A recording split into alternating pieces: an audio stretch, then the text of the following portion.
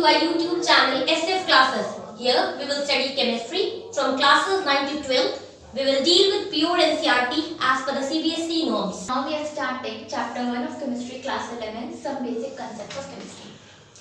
What is chemistry? What is the importance of chemistry? Which chemicals we use?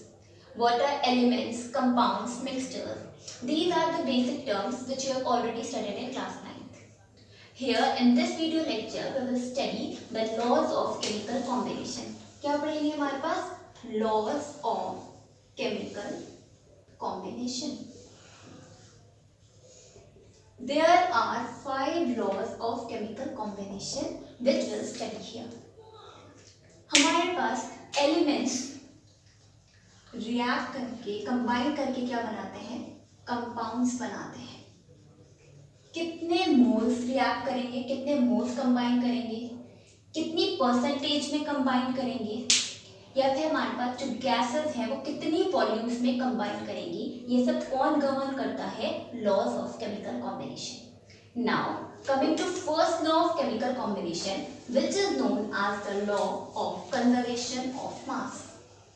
ठीक है, number first law है. This law was given by Antoine Lavoisier. किसने दिया था? Antoine Lavoisier ने. According to this law, इस law के according क्या है? When two or more elements combine to form a compound. हमारे पास क्या है? Elements combine करके compound बनाएंगे. ठीक है, तो जो हमारे पास sum of the masses of reactants, sum of mass of reactants is equal to sum of mass of products. जैसे अगर हम इसमें एग्जांपल ले लेते हैं, ऐसे जनरली बता रही हूँ, ए हमारे पास एक एलिमेंट है, दूसरा एलिमेंट है बी, दोनों कंबाइन करके क्या बना रहे हैं? ए बी कंपाउंड बना रहे हैं. तो sum of the mass of A and B, कि हमारे पास जितना मास ऑफ ए और बी का होगा वो किसके इक्वल होगा? Sum of the mass of compound A B. ठीक है, that means we can say mass can neither be created nor be destroyed in a chemical reaction. एक केमिकल रिएक्शन में हमारे पास जितना मास रिएक्टेंट्स का होगा सेम हमारे पास मास किसका रहेगा? प्रोडक्ट्स का रहेगा. जैसे hydrogen plus oxygen react to give H2O, water देंगे. ठीक है, बैलेंसिंग जो अगर आपको करनी है तो आप क्लास 10 की वीडियोस में देख सकते हैं, हमारी वो अवेलेबल है. डाल दीजिएगा आप लोग #chemical reactions and equations class 10 by SF classes, तो आपके पास वीडियोस अवेलेबल हो जाएंगी. अब इसमें देखिए बैलेंसिंग जब हम करेंगे it will be 2H2 plus O2 gives 2H2O. Hydrogen का मास होता है हमारे पास 1U, ऑक्सीजन का कितना होता है? 16U. इसमें हमारे पास हाइड्रोजन के कितने रिएक्ट कर रहे हैं? 2, और ये कितना है? 2 मोल्स, तो टोटल कितना हो जाएगा? 4. ऑक्सीजन के कितना होता है? 16, और यहाँ पे कितना है? 2, that means it would be 32. Hydrogen का फिर से कितना हो जाएगा? 2 प्लस ऑक्सीजन कितना? 16, टोटल मिला के हो जाएगा हमारे पास 36. गलत, ये 32 होगा, it will be 36. Now according to law of conservation of mass, sum of mass of reactants it would be 36. इन दोनों का अगर हम कॉम्बिनेशन करते हैं it would be 36 and the sum of mass of products will be 36. ठीक है, तो this confirms the law of conservation of mass. Now coming to second law which is the law of definite proportion. Law of definite proportion. इसे आप इस तरह से समझ सकते हैं. कोई भी केमिकल कंपाउंड, ठीक है, आप चाहे जहां से ले लो उस कंपाउंड को, उसमें हमारे पास जितने एलिमेंट्स हैं वो सब सेम रहेंगे और उसी फिक्स्ड रेशियो बाय मास में क्या रहेंगे? कंबाइन करेंगे. अब chemical compound no matter from which source it has been taken will contain will contain same elements and will combine in fixed ratio by mass। ठीक है, बहुत बड़ा सा लॉ है, इसे समझ लीजिए क्या है। जैसे आपने जो है क्या ले लिया, पॉन्ड वाटर है आपके पास, दूसरा हमारे पास है यहाँ पर सी वाटर, और एक है हमारे पास टैप वाटर। ठीक है, नंबर फर्स्ट हम क्या कह रहे हैं, केमिकल कंपाउंड, कोई भी हमारे पास कंपाउंड है, no matter from which source it has been taken, उसका सोर्स चाहे जो हो, यहाँ पे क्या है, पॉन्ड वाटर है, सी वाटर है, तो टैप वाटर है, will contain the same elements, है तो वाटर ही, तो वाटर में हमारे पास क्या होता है, फॉर्मूला होता है H2O। इसके अंदर पॉन्ड वाटर में भी क्या होंगे प्रेजेंट, हाइड्रोजन ऑक्सीजन, सी वाटर में भी क्या प्रेजेंट होंगे, हाइड्रोजन ऑक्सीजन, और टैप वाटर में भी क्या होंगे, हाइड्रोजन ऑक्सीजन होंगे। इसका मतलब ये चीज तो वेरीफाई होगा कि हमारे पास क्या रहेंगे, सेम एलिमेंट्स रहेंगे। Now will combine in fixed ratio by mass, वो किस पे कंबाइन करेंगे, उनकी रेशियो भी क्या रहेगी, hydrogen is to oxygen ratio in pond water to sea water and tap water will remain same, will remain fixed by mass. देखो हाइड्रोजन को होता है हमारे पास 1 U, ऑक्सीजन होता है 16 U।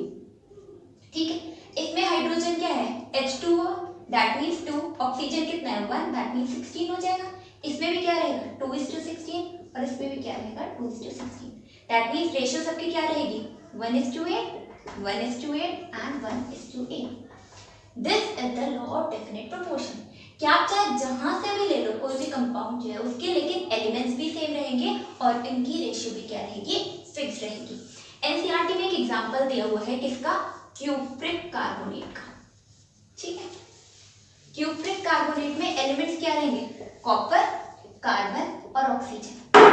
अब क्यूप्रिक कार्बोनेट चाहे हमारे पास नेचुरल हो या फिर लैब में प्रिपेयर्ड हो, उसमें एलिमेंट्स भी सेम रहेंगे और उनकी जो हमारे पास फिक्स रेशियो है बाय मास, वो भी क्या रहेगा, बिल्कुल कांस्टेंट रहेगा। ठीक है, तो ये था आपका next law, that is the law of definite proportion. Now we'll study the next law, third law, which is called the law of multiple proportion. It's called the law of multiple proportion. इसे सुन लीजिए, when two elements combine to form more than one compound, ठीक है, then the different mass of one element which combine with the fixed mass of the other bears a simple whole number ratio to one another. देखो लिख लेना इसे, when two elements react to form more than one compound, then the different masses of one element which react with the fixed mass of the other element bears a simple whole number ratio to one another। इतना बड़ा सा law है, इतनी बड़ी सी हमारे पास क्या है इसकी स्टेटमेंट है, तो घबराना नहीं है, पहले सुन लीजिए। इसमें क्या है, जब दो एलिमेंट्स हमारे पास रिएक्ट करेंगे, क्या करेंगे, एक से ज्यादा कंपाउंड्स बनाएंगे, then the different mass of one element, एक एलिमेंट का मास क्या रहेगा, डिफरेंट रहेगा, जो रिएक्ट करेगा क्योंकि दूसरे एलिमेंट के फिक्स्ड मास से, और उनकी रेशियो क्या रहेगी, बहुत ज्यादा सिंपल रहेगी। जैसे देखो हमारे पास हाइड्रोजन है और क्या है हमारे पास, एक ऑक्सीजन, एक तो क्या बनाते हैं H2O बना लेते हैं, हाइड्रोजन और ऑक्सीजन मिलके क्या बना लेते हैं H2O2 बना लेते हैं। इससे देखो हाइड्रोजन की क्या है 2, इसका मतलब कितना हो जाएगा 2, यहाँ पे ऑक्सीजन की कितनी रहेगी 60, इस वाले में क्या हो जाएगा हाइड्रोजन 2, ऑक्सीजन क्योंकि 2 है तो कितना हो जाएगा 32। अब देखो when two elements react to form more than one compound, दो एलिमेंट्स है, रिएक्ट करके क्या है, एक से ज्यादा कंपाउंड्स बना रहे हैं, एक वाटर बना रहे हैं और एक क्या बना रहे हैं, हाइड्रोजन पेरोक्साइड बना रहे हैं। Then the different mass of one element, oxygen का मास क्या है, दोनों कंपाउंड्स में डिफरेंट है, एक में क्या है 16 और दूसरे में क्या है 32, which react with the fixed mass of the other element, वो रिएक्ट करेगी किससे, fixed mass of the other element. यहाँ पे हाइड्रोजन का मास दोनों केस में क्या रहेगा, 2 ही रहेगा। bears a simple whole number ratio to one another, अगर आप ऑक्सीजन की क्या निकालते हो, रेशियो निकालते हो दोनों कंपाउंड्स में, इट वुड बी 1:2। तो ये क्या रहेगी हमारे पास, एक सिंपल होल नंबर रेशियो रहेगी। नीचे क्या है हमारे पास, कार्बन और ऑक्सीजन मिलके क्या बनाते हैं, कार्बन डाइऑक्साइड, दूसरा कार्बन ऑक्सीजन मिलके क्या बनाएंगे, कार्बन मोनोऑक्साइड ना। कार्बन का कितना होता है 12 यू, इस वाले में भी कितना है कार्बन का 12, ऑक्सीजन कितना होएगा यहाँ पे 2 है, that means it would be 32 you. इसमें सिंगल ऑक्सीजन एटम है, इसका मतलब क्या रहेगा 16 यू।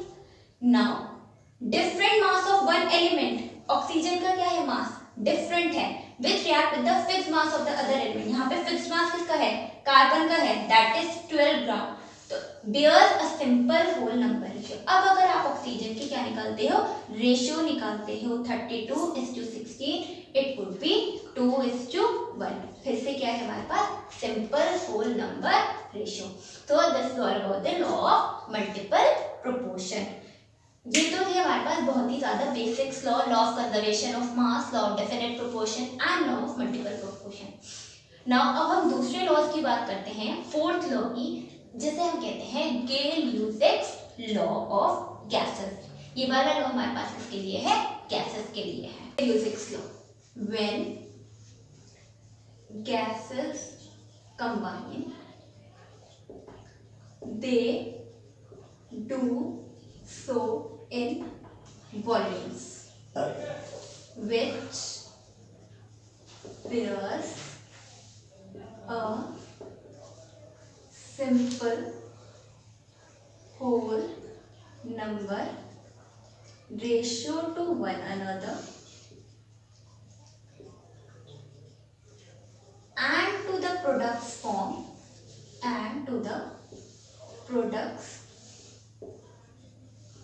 formed if gaseous। ठीक, गेल-ल्यूविक्स लॉ ऑफ गैसेस कहते हैं। ये वाला गैस, ये जो है लॉ वो किसके लिए है, गैसेस के लिए है। गेल-ल्यूविक्स लॉ में क्या बताता है कि जब गैसेस कंबाइन करती हैं तो किस में करती है कंबाइन, वॉल्यूम्स में कंबाइन करती है, सिंपल रेशियो रहेगी, और अगर प्रोडक्ट्स जो है वो गैसियस हैं तो उनको भी किस में कंबाइन करेंगे, एक सिंपल होल नंबर रेशियो में कंबाइन करेंगे। देखो जैसे हमारे पास अगर एग्जांपल है, हाइड्रोजन क्या होता है, गैस होती है, प्लस ऑक्सीजन भी क्या है, गैस है, मिलके क्या बनेगी हमारे पास H2। हाइड्रोजन का वन वॉल्यूम, ऑक्सीजन का वॉल्यूम बैलेंस करनी है अगर आपको, तो इट वुड बी, ठीक है, यहाँ पे कितना हो जाएंगे, हाइड्रोजन के 2 volumes react with 1 volume of oxygen to give twice volume of water. लेकिन यहाँ पे क्या है, वाटर जो है वो लिक्विड है, इसलिए हम इसकी रेशियो कंसिडर नहीं करेंगे। अगर दूसरा एग्जांपल हम लेते हैं, दैट इज H2 गैस, फिर से क्लोरीन भी क्या होती है, गैस होती है, मिलके क्या देंगे हमारे पास HCl, जो क्या है एक गैस, ट्वाइस, ठीक है। 1 वॉल्यूम ऑफ हाइड्रोजन इसके साथ कंबाइन कर रही है 1 volume of Cl2 to give 2 volumes of HCl। जो इनके कोफिशिएंट्स है वो हम एज अ वॉल्यूम कंसिडर कर सकते हैं। अब अगर मैं कह रही हूँ, हमने जो क्या ले ली 15 ml H2 की ली, किसके साथ रिएक्ट करेगी 15 ml ऑफ Cl2 के साथ, और कितनी वॉल्यूम देगी हमारे पास HCl की 15, तो हमारे पास एक वॉल्यूम है, तो 2 वॉल्यूम्स कितनी हो जाएंगी, to give 30 ml of HCl। ठीक है, तो ये था हमारे पास Gay Lussac's law of gases. Now coming to the last law which is called the Avogadro's law। Now coming to the last law, देखो इसमें क्या है हमारे पास, equal volumes of all gases contains equal number of molecules provided temperature, pressure and all other physical conditions remain constant. ठीक, अगर हमारे पास temperature, pressure, ये जितनी भी फिजिकल कंडीशंस हैं वो क्या रहती है, फिक्स रहती है, कांस्टेंट रहती हैं, तो इक्वल वॉल्यूम्स ऑफ गैसेस, अगर हम वॉल्यूम्स जो है वो गैसेस का इक्वल ले रहे हैं तो उनके नंबर ऑफ मॉलिक्यूल्स भी क्या रहेंगे, इक्वल रहेंगे। ठीक है, जैसे अगर हमारे पास क्या है 100 ml ऑफ ऑक्सीजन है, ठीक है, आपने कंटेनर में क्या ले ली, 100 ml ऑफ ऑक्सीजन ले ली, ये कंटेन करता है A मॉलिक्यूल्स। ठीक है, अब अगर उसी कंटेनर में आप जो है वो क्या डाल रहे हैं, नाइट्रोजन गैस डाल रहे हो, तो नाइट्रोजन की भी कितनी हो जाएगी हमारे पास वॉल्यूम, 100 ml ही हो जाएगी। तो इक्वल वॉल्यूम्स कितनी हो गई, गैसेस की हो गई, इक्वल वॉल्यूम्स ऑफ गैसेस।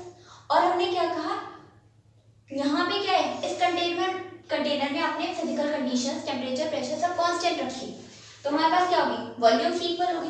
अगर वॉल्यूम्स इक्वल हैं तो नंबर ऑफ मॉलिक्यूल्स भी क्या रहेंगे, इक्वल रहेंगे।